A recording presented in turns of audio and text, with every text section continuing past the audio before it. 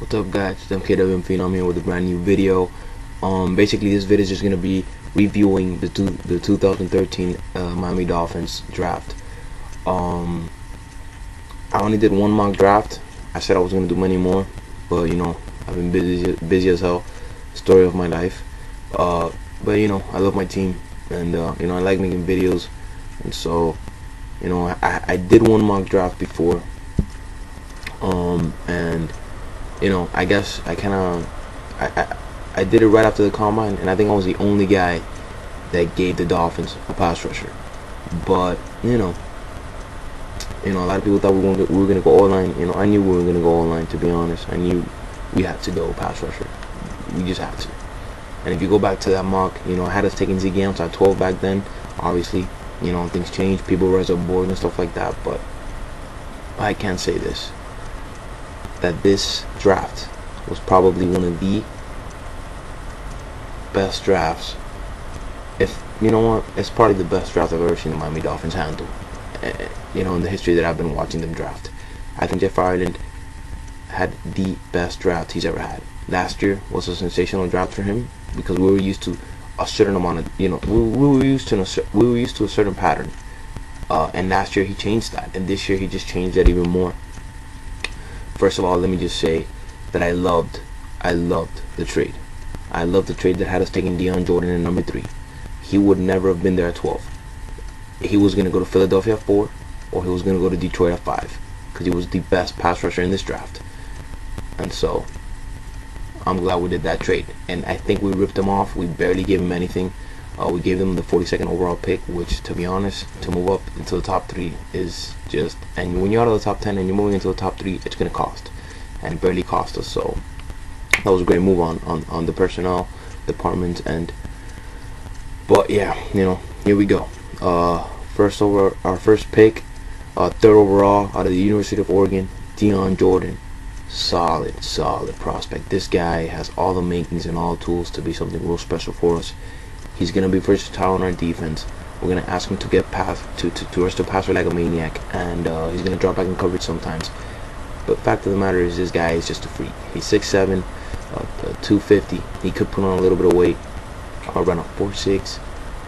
He's just a monster. He's a monster and a force coming out of the edge. This guy is gonna be big for us. He's gonna make an amazing tandem with Cameron Wake for the next couple of years, and I'm really excited. They say he has humongous upside, and I believe it. I've seen his tape. This man is a playmaker and a game changer on that defensive side of the ball. I think it was the best pick that we could have had. A left tackle.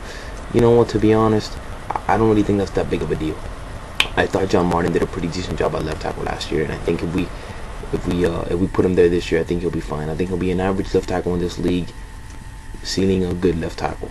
But I think his floor is an average left tackle and ceiling being a good left tackle. And to be honest, you could win with an average left tackle in this league.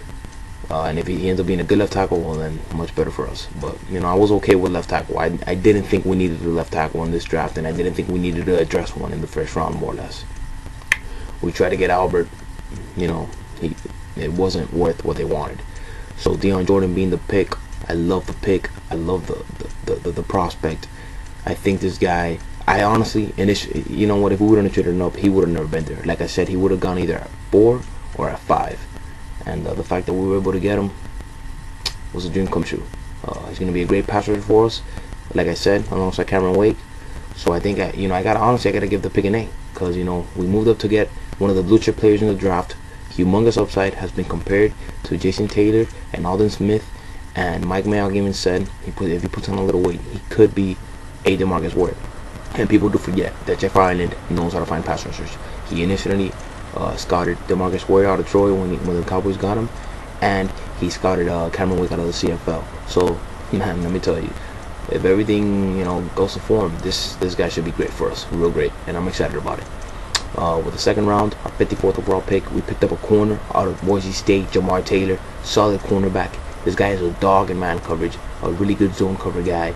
He's basically in the Vontae Davis mold. When he was coming out of Illinois, he's in that mold. 5'10", stocky, big guy. He has blazing speed, 4.39. He ran at the combine.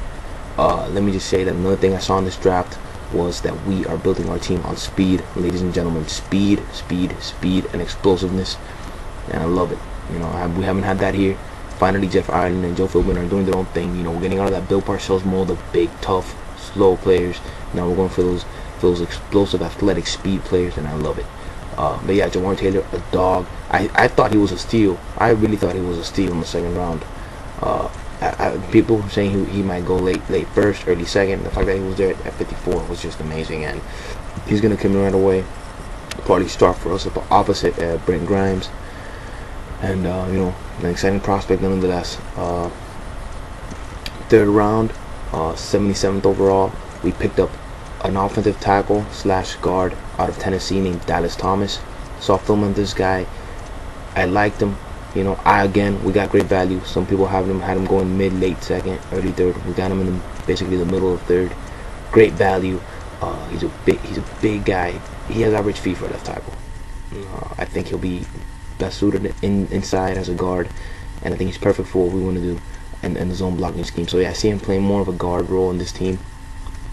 But at 6'5", 300 pounds, played tough competition in the SEC. He's going to be a solid, good player for us in the future. That's probably supposed to bye for John Jerry, unfortunately, but the guy can't lose the fatness. He does have weight problems, but that's for another day. Again, our other third round pick, we initially had the 83rd overall pick. We traded out of the third round, then we traded back into the third at the 93rd spot, and we ended up getting a cornerback out of Utah State. And I think I mocked him to us. I forgot what round it was, but in my only mock draft I did, I think I gave him to us. So pat on the back on that one. But no, seriously, Will Davis out of Utah State, good corner, fast corner, developmental corner.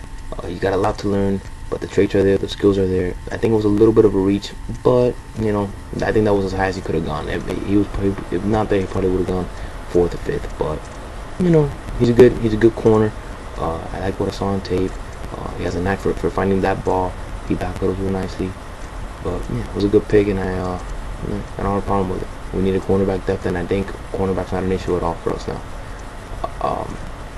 Now we go to the 4th round. This is where I think Jeff Ireland continued with his gems. We got in the 4th round at pick 104, Jelani Jenkins out of Florida. Now this is somebody that he is, number one, he's going to be a great special teams player for us. Number two, he's that type of guy that's versatile. He can play outside, he can play inside. He's a hard hitter. He's got good feet. You don't see him missing too many tackles. He's a productive player, and he's going to be a core special teamer for us, and has a possibility of maybe earning some plays on the field. His versatility will definitely come in play, because we're definitely in that mode now, a defensive hybrid mode of getting versatile defensive players, and I think he's definitely one of them.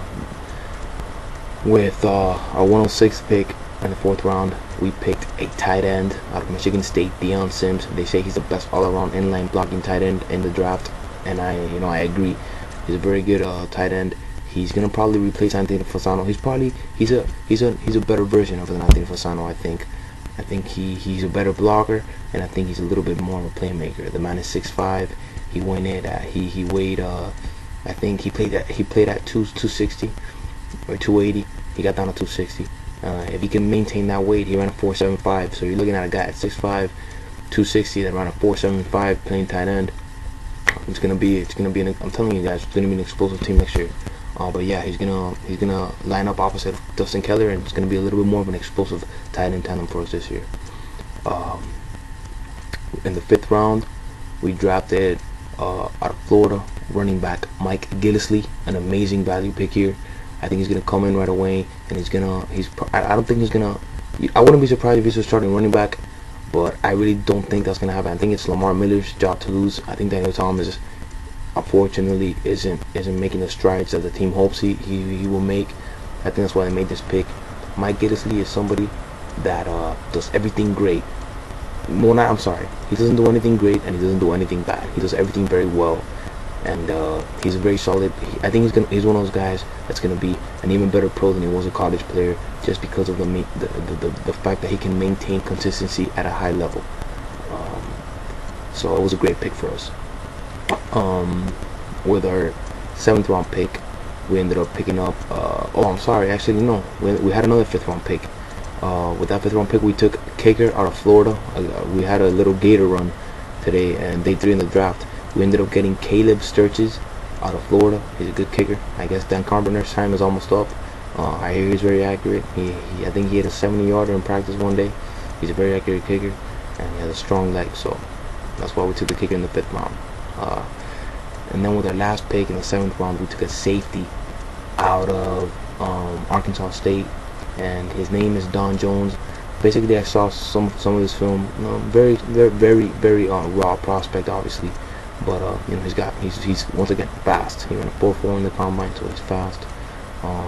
He definitely has a knack for getting that player with the ball. He tackles very well, and so I look at him to be more of a special teamer at best, and to provide depth at safety.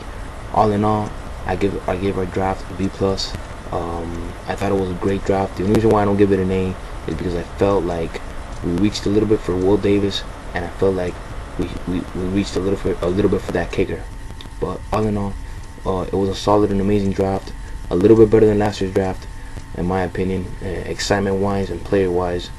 I think we got amazing value for our players, and I think we found possibly one great Dolphin, hopefully one great Dolphin, and a couple of solid contributing Dolphins for a long time to come, hopefully, and a lot of good depth players. So I felt like it was a great draft, and I think the future's bright for this team. I'll be back soon. I'm gonna make a video on just basically our whole off season. I'm just gonna go recalculate. I know I always say this after every video. Sometimes I make it, sometimes I don't. I'll try to make this one. I want to get one more in before the start of the season. Yeah, it was a solid draft for the Dolphins, and I'm very excited. This is MKW and Phenom. Take it easy, guys.